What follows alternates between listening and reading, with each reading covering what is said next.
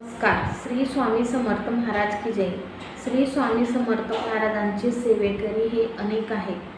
त्यामध्ये मनुष्य प्राणी सोडून इतर जे काही प्राणी पक्षी पशु आहेत ते सुद्धा स्वामींना जाणतात आणि स्वामींची मनोमन सेवा करतात, पूजा करतात. मग असाच एक सर्प होता, साप. त्याची स्वामींवर निष्ठा कशी होती त्याविषयी आज मी तुम्हाला एक गोष्ट सांगणार आहे, म्हणून तुम्ही हा व्हिडिओ शेवटपर्यंत नक्की बघा. अक्कलकोटला जात असताना गावाच्या बाहेर प्रभू रामचंद्रांचं एक देऊळ आहे. तिथं स्वामी महाराज फिरत फिरत जात असे. मग तिथं त्या मंदिरात रोज नित्य भजन कीर्तन हे होत असे.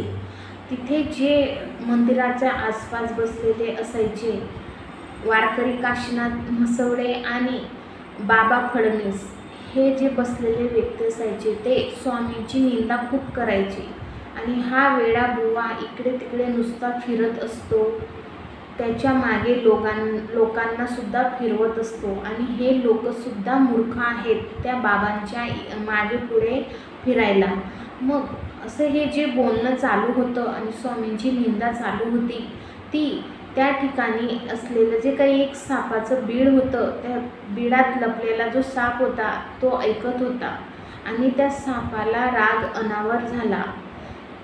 स्वामींची निंदा करत होते हे त्याला जाणत होतं आणि स्वामी काय आहेत हे सुद्धा त्याला माहीत होतं.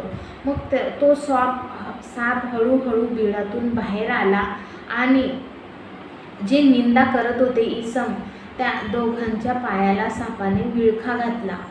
इतका घट्ट विळखा घातला की तो सुटत नव्हता.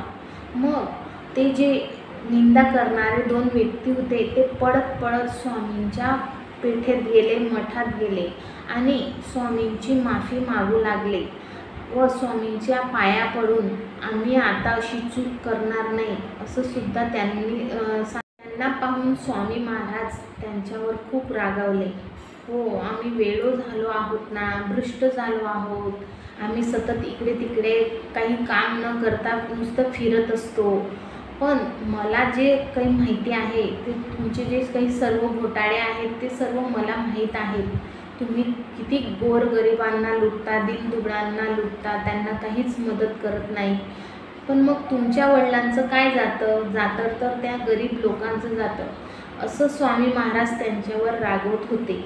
तेव्हा असं हे स्वामींनी फडकारल्यावर ते जे इसम होते, दोन व्यक्ती होते निंदा करणारे, त्यांना खूप पश्चाताप झाला आणि त्यांनी स्वामींची माफी मागितली. हे सर्व पायास वेढा घातलेला जो साप होता, सर्प होता, तो सर्व बघत होता आणि स्वामींकडे सुद्धा बघत होता.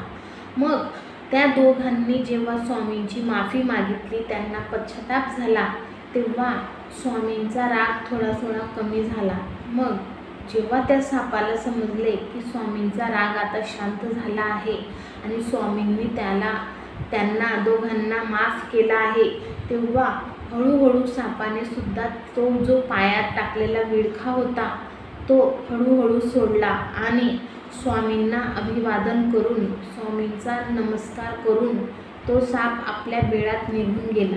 अशा प्रकारे एक सापाची स्वामींवर निष्ठा कशी होती ते मी तुम्हाला आज सांगितले.